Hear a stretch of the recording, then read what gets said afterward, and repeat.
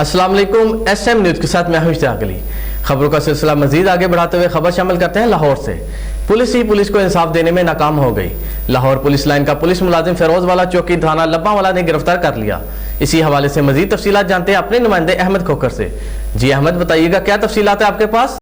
जी बिल्कुल, पंजाब पुलिस ही पुलिस को इंसाफ देने में नाकाम हो गई। लाहौर पुलिस लाइन का अहलकार फिरोज वाला चौकी लब्बा वाला पुलिस ने गिरफ्तार कर लिया।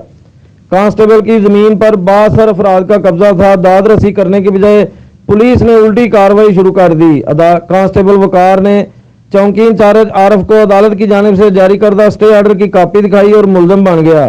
अदालत की जानिब से जारी स्टे आर्डर पुलिस ने मानने से इनकार किया तो तलख कलामी शुरू हो गई। SHO अमर महबूब और चौकी इंचार्ज आरफ ने अदालत का हुक्म हवा में उड़ा दिया।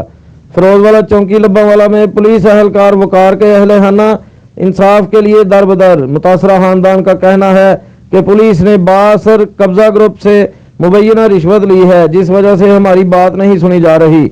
अगर हमें इंसाफ ना मिला तो IG पंजाब के ऑफिस के बाहर धरना देंगे। जी बहुत शुक्रिया अहमद, हमें तफसीलात से आगाह करने के लिए।